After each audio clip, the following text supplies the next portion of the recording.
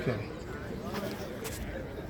How much of a difference does it make to have nice weather like this today? Does it keep guys looser? I don't know. We just kind of come out and practice. I'm sure you could choose. Maybe they choose this. We don't really spend a ton of time talking about that. 3 days in, tell us what you think about how the group's looking so far. Well, the third day means we get to put on shoulder pads, which is welcome because the spiders, the helmets and the spider pads, it's we work what we call ghost tempo, which is not throwing blocks, try not to contest the ball in the air, so we keep everybody on their feet. Today there's more collisions, shoulder pads are on, contested balls. So it's more real football because the stuff the first 2 days, a lot of line assign, technique, which we still need, but the physical part of the game's not the same. So that ramped up today. There's a lot of variables because we got our third install in. So defense has got more calls, offense has got more calls. So inevitably there's some mistakes being made on identification. So we've got to be better there. And now it starts to set in where the volume picks up. There's 3 practices in a row, so the stamina is going to show up. And we need guys to continue to grow and get better throughout spring, not just the first 3 days. Who or what have you seen that you like? That's maybe a surprise or just great energy, big energy, running. I think guys the pace is very good. They're into practice. There's not a lot of times where we have to remind the guy to get the call, or I think they're very engaged. I think that's probably the word I'm looking for. Players that are jumping off the. Yeah, I mean, boy, there'll be a number of guys in the first 3 days that have made some good plays. I don't know if there's one player or position that I would say has stood above the rest. Certain groups, Cade Ulave always does what Cade does, so he flashes, of course. It's the DB group, it's a lot of new faces in there. Offense, I think the receivers made some contested catches today, which is something we've really emphasized. The QBs are doing a good job, running backs, O-lines.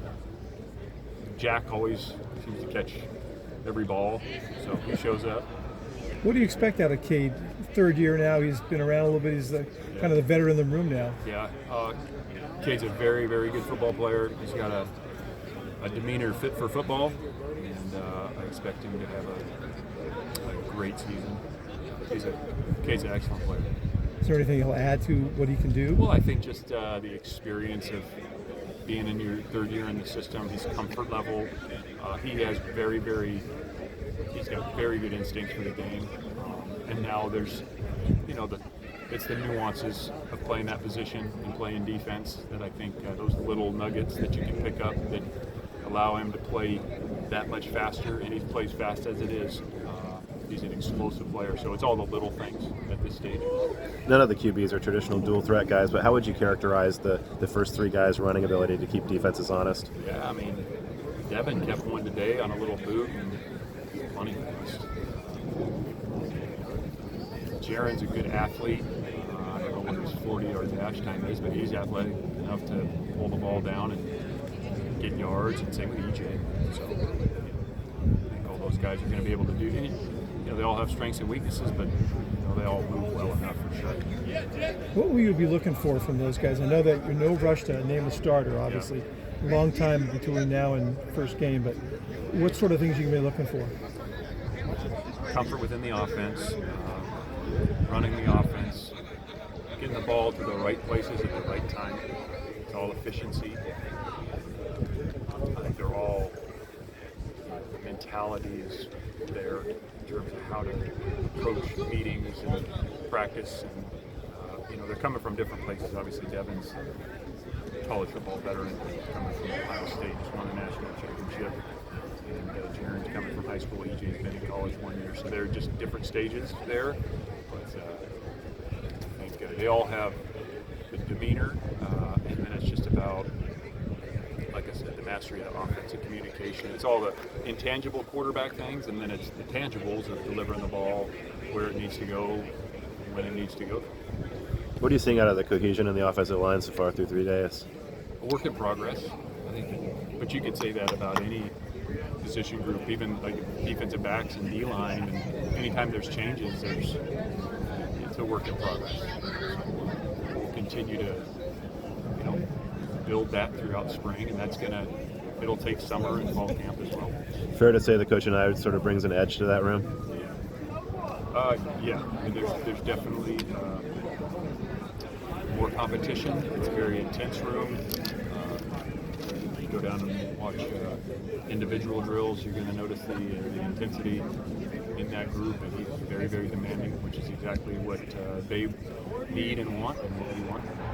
What's your timetable on hiring a DC? How's that coming along? Well, I don't know if we had talked about this prior, but we have some very good coaches in our defensive staff room. There's guys in that room who are already have and will take on more responsibility on defense. We'll announce some of those changes in titles in due time. Whoever we bring in will supplement that room in a coaching role, and there's some great candidates we're talking to. We just didn't feel the need to rush. Every room's accounted for now, and as I mentioned, the guys that have been in there's some very good football coaches who are ready and will take on more responsibility. Is this something you may not have done until after spring ball ends? Well, we'll announce. I mean, we're already functioning in terms of scripting practice. There's guys that have taken on different roles there, installation process. It's really just kind of announcing it. And there's, as I mentioned, there's some guys we're talking to who will supplement that room. And But you will have a defensive coordinator, yeah, per se? Yes. I mean, yeah. yeah, Making sure I understood. yeah. Now it could be one person, it could be split. Devin seems to play with the type of confidence that you're talking about. What do you see as kind of his greatest assets as he comes into it? First thing that jumps out is maturity. Very, he's a very mature guy. Mature person. You talk to him, and when you're talking football with him, he's been around it a long time. You can tell he's been coached very well. He speaks. When you're talking scheme with him, he's a really intelligent guy. Very, very, very intelligent. So I think he's got an edge. He's competitive. He's still, the language is a little different, but he's still getting to know everybody, his teammates. But he spends a lot of time in the football office, I'll tell you that. You talked about the competition in the secondary. Jahan and Aiden both got in there in the mix a little bit today. How much is that by design? How much is that kind of what they showed you this week? Both. Yep, both. By design, we wanted to get those guys in there in some competitive situations with some more veteran competition on offense.